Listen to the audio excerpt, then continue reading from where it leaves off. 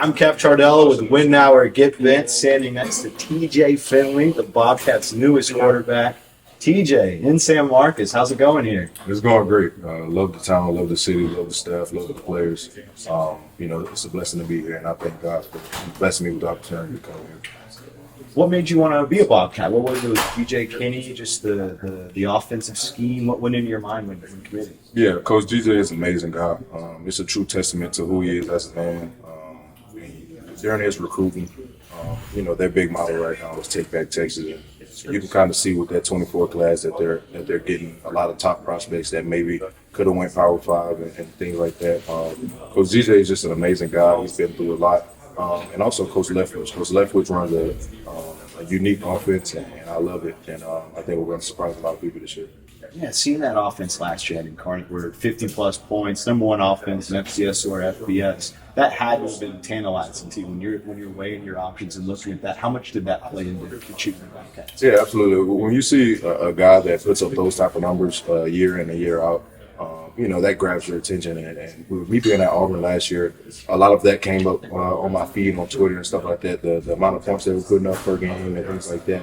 So I was already familiar with their explosive offense and things of that nature. So, being able to have the opportunity to come here and be a part of this offense is, like I said, it's a blessing. Coming from LSU and Auburn, and you graduated, congratulations on that. But coming from those big programs, what's the pressure like at those schools compared to something like this? Obviously, we're here at Texas State Media Day, not nearly as many people as there would be there. So just talk about that kind of pressure and playing for those programs. Yeah, I wouldn't call it pressure. I think it's just the fans put a lot into the sport of football at those particular schools, and they expect you to perform. And when you don't perform or the team doesn't perform, you kind of get upset and stuff like that. So you have to deal with it, the pros and cons of just playing college football. As far as pressure, coming here, I'm putting the same amount of pressure on myself here as I did in the SEC. I want to go out there and perform because I know my ultimate goal is to get to the NFL and to play at the next level, whether that's NFL or any other next level. So that putting that pressure on myself kind of makes me perform better. And we're big on our habits reflect the mission. So go day in and day out, making sure my habits reflect my mission, which is playing at the next level. I think I'll take care of it. Comparing this offense to saw in the fall camps at those other schools, how different is it? What are the concepts like? Is it easy to take on? Is it harder to take on? What's it been like for you? Yeah, I think it puts a lot more on the quarterback here, but I think it's better because everybody else gets to play free.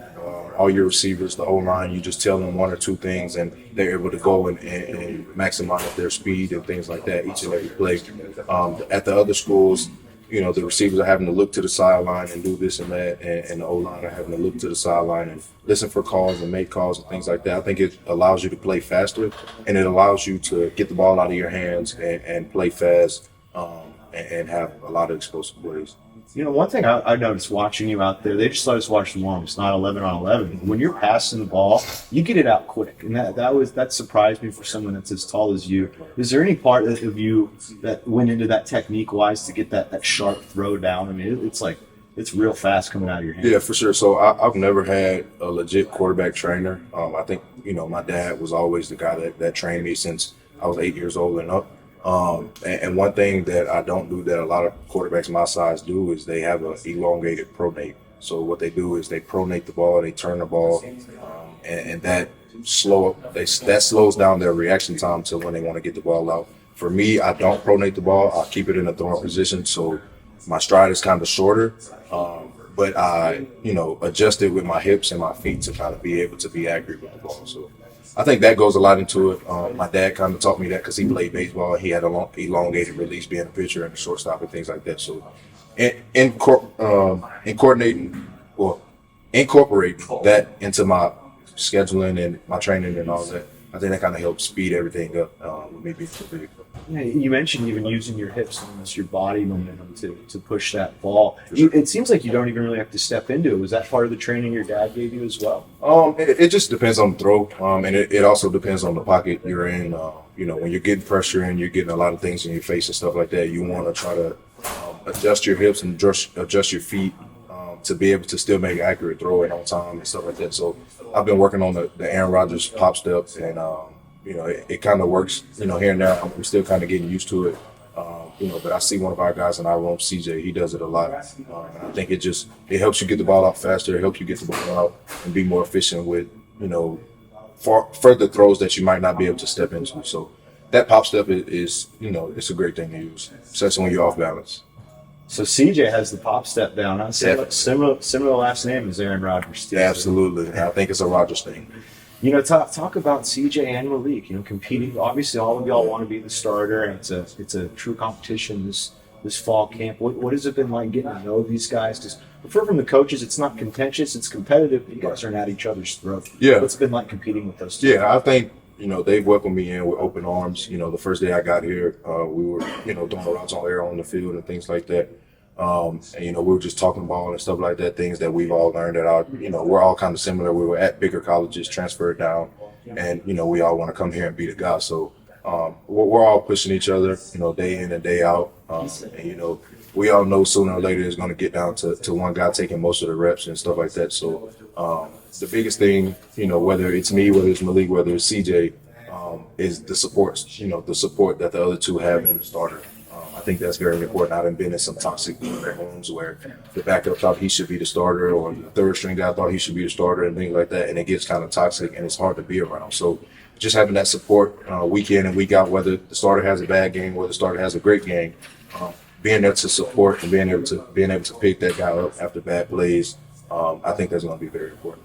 Yeah, because no matter who gets named, it's kind of up to the other guys to prop up that starter. You think to help them do well? Absolutely, yeah. I think we're going to do a great job of never stop competing.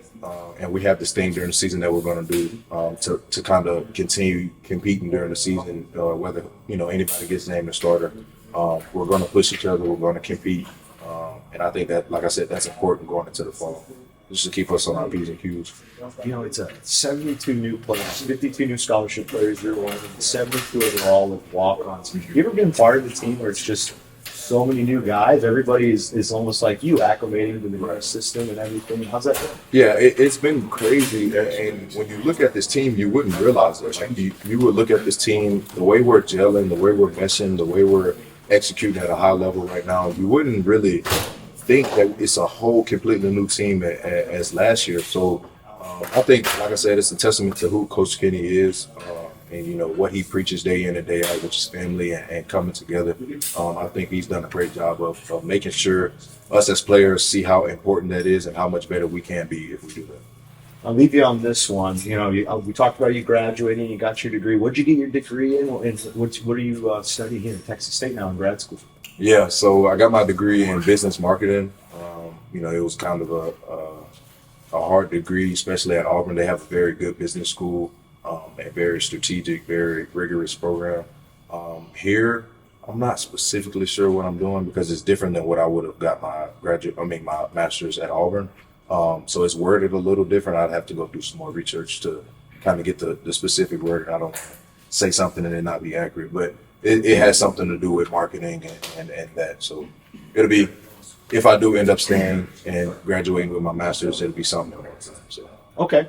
For now, it's football, right? Absolutely. All right, TJ, thanks for talking with us, and good luck out there this season. Thank you. I appreciate it.